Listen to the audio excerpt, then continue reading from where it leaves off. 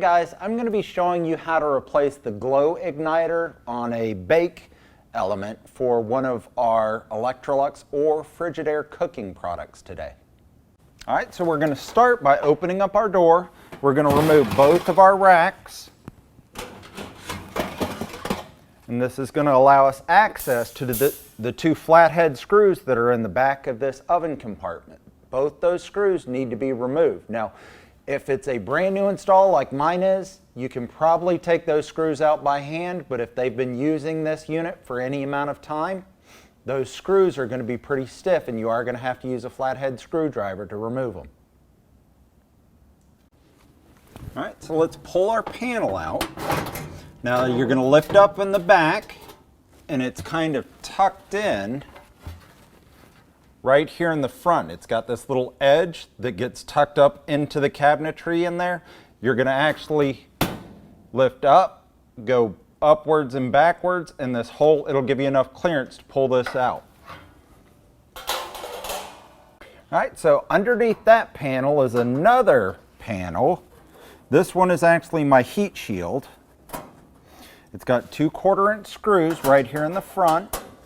So we're going to remove both of these 1/4-inch screws so we can pull this heat shield out. Now the back has actually got cutouts where it's stuck into that back wall, so we're just going to lift up and gently pull forward and take this whole piece out.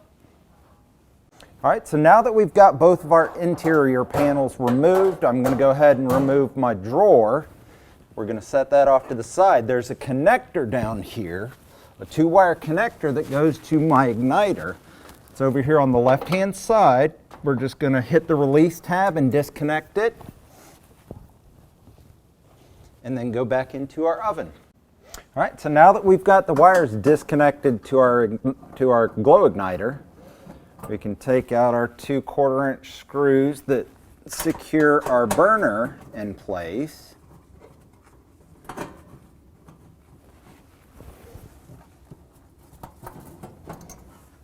And since we have it disconnected underneath, this whole piece is just going to lift and fish right on out of here. And as you can see, right there is our igniter. Do not touch that with your bare fingers. We're just going to take out these two screws to remove it, but that is actually how we gain access to the glow igniter to replace it. All right.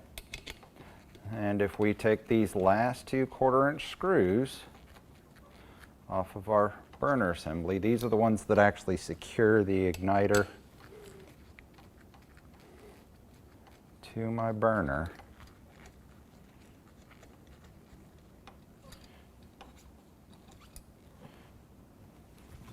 There you go. All right, now that I've got my glow igniter re-secured on the side of my burner assembly, I'm going to fish my wire back through the opening, going down to the bottom, as well as the burner assembly itself. Now we're not going to screw the burner in yet because we need to go underneath and make certain that the burner is aligned properly on top of the orifice. There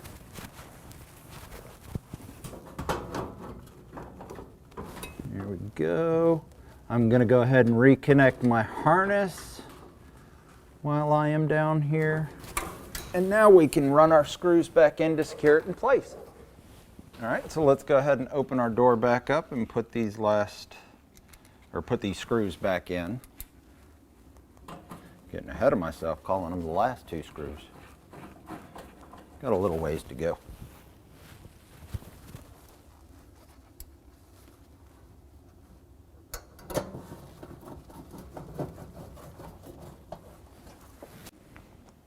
All right, so real quick, before I go ahead and put my heat shield and my bottom panel back on, I'm going to go ahead and energize my bake element. I just want to see that my igniter is working. Just heard the click up there, so we should start to see it heating up and glowing.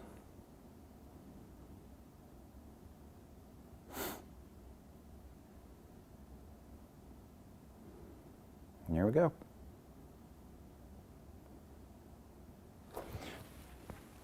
And cancel that.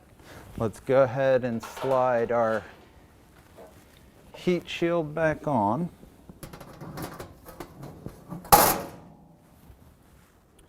Reinstall our 2/4-inch screws, securing that.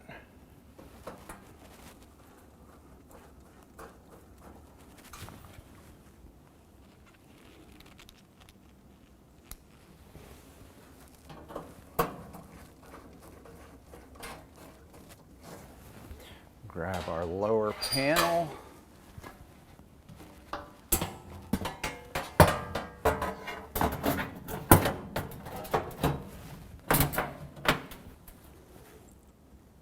Our 2 flathead screws.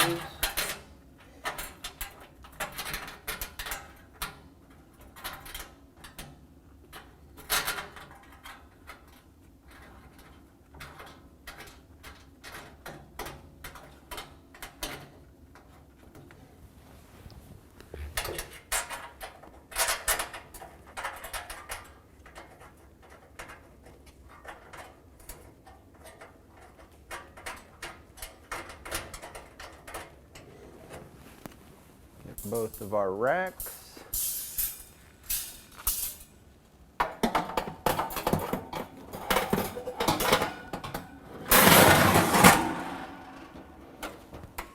Let's reinstall our drawer.